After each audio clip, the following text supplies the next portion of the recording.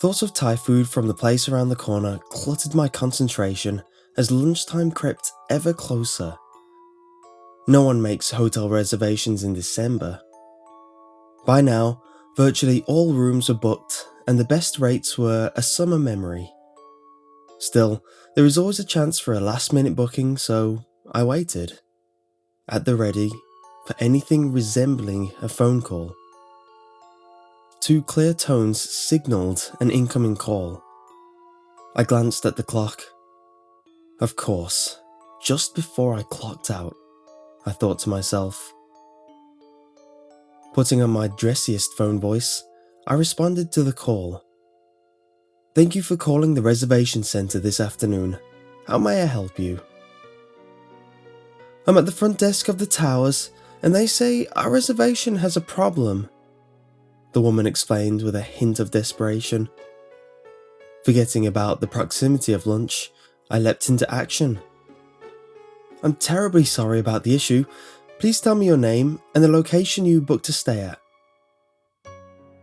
"I'm Sandra Henshaw, and I'm staying at the Bainbridge Towers and Resort," she replied. Unsure of the location, I did a quick search in the computer. "Are you sure the location you're staying at is one of our hotels? I can't find it in the system." I dialed the number provided by the desk, her tone sharpening. "Where is the hotel located?" I query. "Montserrat. It's in the Caribbean." I searched again for any hotel in the region in an attempt to justify my pay.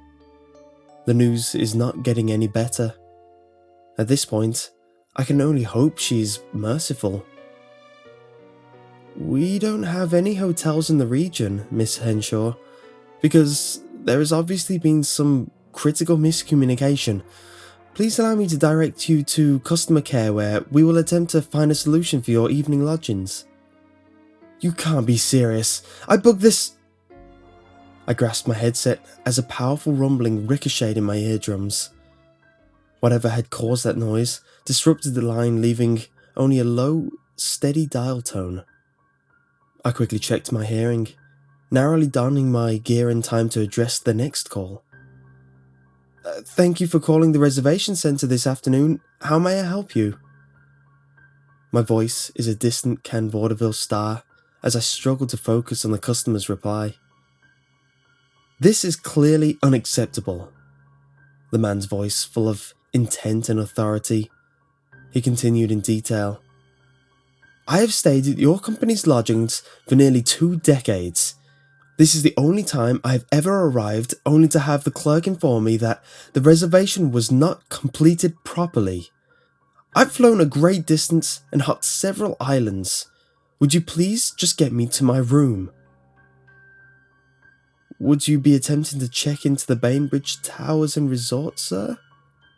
I asked, fearing the start of an epic computerized mess up.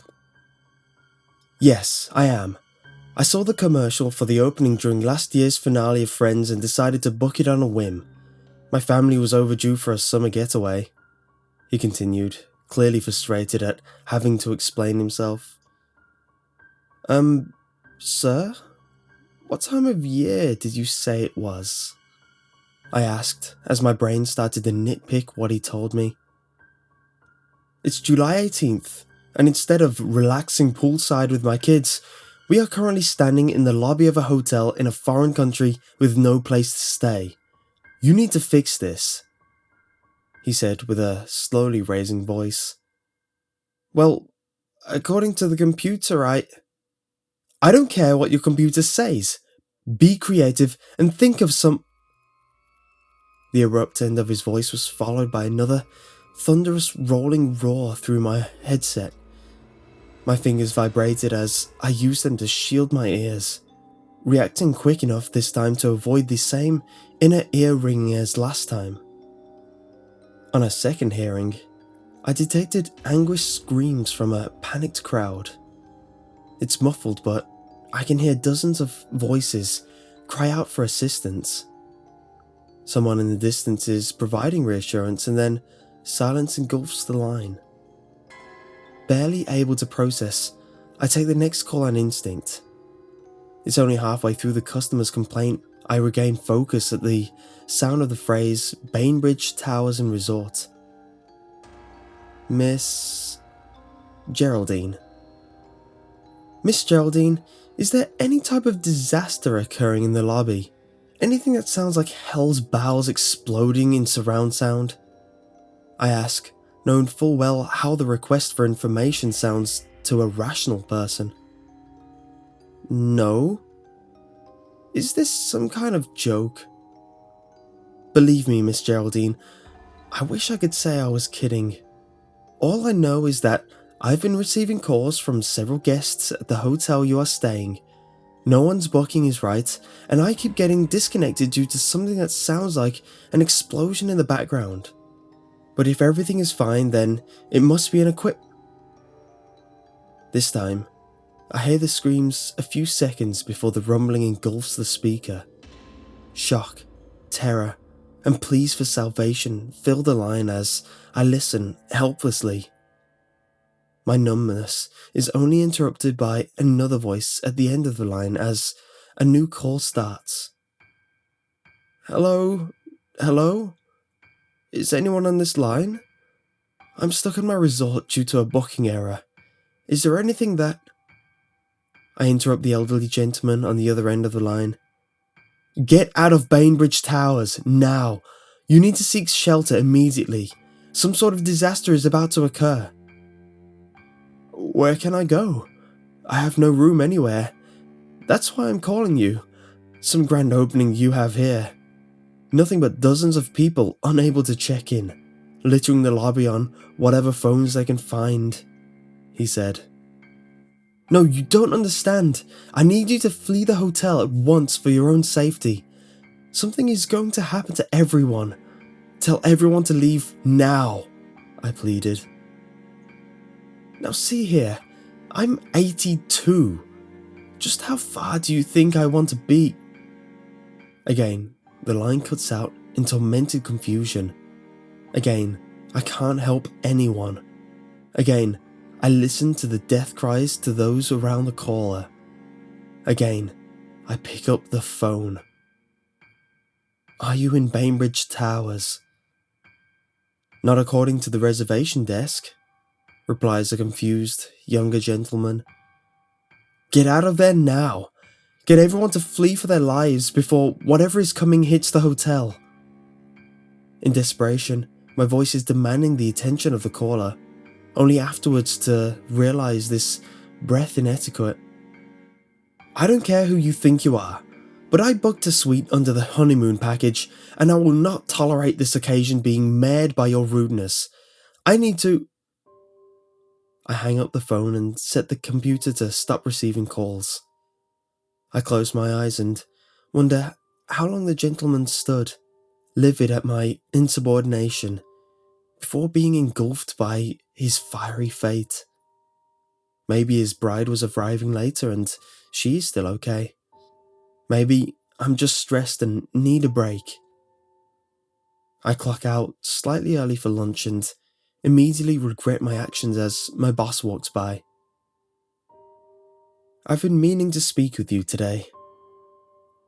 My veins freeze, hoping that no one has been monitoring my last batch of calls.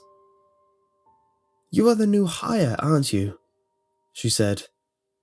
I forgot to warn you about one of our yearly instances, she said apologetically. The 13th of December is always heavy on calls from Bainbridge Towers. Eventually you learn just to place them on hold and tell them someone is on the way to assist them. Wait. Trying to balance relief, fear and annoyance, I asked. So, this was all just a hazing? Did everyone get a good laugh at my expense? You misunderstand, she said. December 13th is always when we get calls from the 18th of July, 1995. That was when our hotel on Montserrat was lost due to an explosion from a volcano, previously believed to be dormant.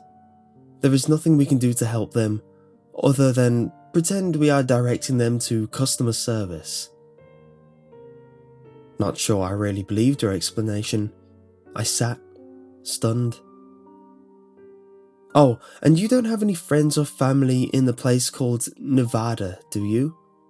And you aren't planning on being in that area around October 2023 or 2024? Those connections aren't as good, so the details are a bit fuzzier, she said, matter-of-factly. Why? What happens then? I asked, allowing my curiosity to take the bait. Work on February 23rd to find out. Or don't. I strongly recommend don't, she said, without looking back as she returned to her office. As I head out for Thai food, I make a mental note to use whatever vacation time I have on February 23rd.